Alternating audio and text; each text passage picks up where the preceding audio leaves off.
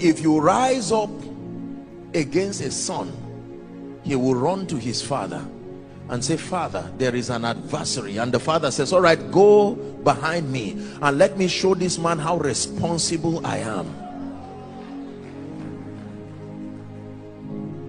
This is not to bring any emotions, but we've had times where terrorists have kidnapped children, and with all the wealth of their parents, they could not sleep because a little girl, a little boy, and the man would say, even if it is $1 million, please don't harm my son, let him come back home. And the terrorists will say, can you give us $5 million? They say, if it's for my son, I can go that far. Please, someone shout Abba.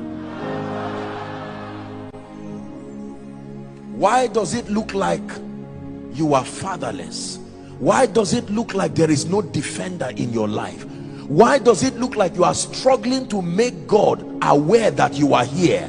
There is something about your revelation. The way we have to cajole him and say, God, are you aware? I know there are over 8 billion people. Just to remind you that I am still in Lagos. Just to remind you that my rent is still an issue. There is something about your revelation that is insulting the fatherhood of God.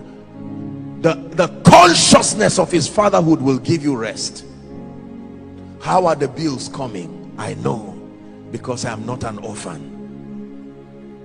How is my destiny going to change? I am not an orphan. I may be disadvantaged physically, but I know my father.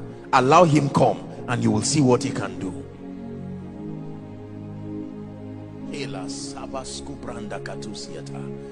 You have that mentality, it will change your life. Every time lack and want and limitation seems to surround your life, most times we start thinking, who do I know in the government? Who do I know? Which my other uncle, I called you, you didn't respond. Or CEO, sir, wouldn't you give me the job? It's wonderful, but I'm teaching you something this morning. If you truly want to walk in a realm of unbelievable, unprecedented dimension of the supplies of the Spirit, retreat from looking up to men. God will use men, but it does not come from men. It comes through men. It only comes from above. Every good gift and every perfect gift comes from above. This structure that we now celebrate did not come from men. It came through men, but it came from above.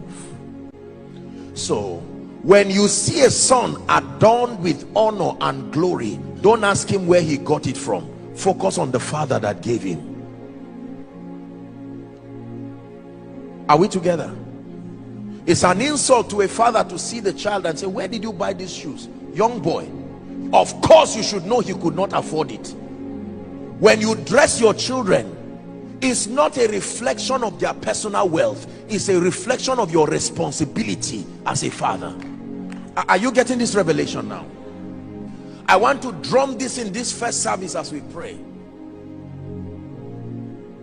If you see a little child come out of a very expensive car into an expensive house, for instance, wearing an expensive cloth and having people older than him treating him well, you should know, we are wise enough to know that that child could not have brought that possibility to himself. Immediately you would ask a question, whose son are you? Because this has to be a display of the benevolence and the excellence of your father. May you enter realms that will make men ask, is it the same God I have with you? And you say, well, he is God to you, but I learned in this conference that there is a name he can be called, my source, my sustainer, my defender. That name is called Father. Someone shout, my Father. Look at that issue of finances, that mountain of bill before you. Don't shout my uncle, don't shout my landlord, don't shout my employer. Shout Abba, my Father. That is the one who is committed to defending your interest. Man can love you today and hate you tomorrow, but there is one whose love is everlasting. You may be a stranger in Lagos, but you are not a stranger to him. Abba, guarded by the jealousy of God, defended by his interest.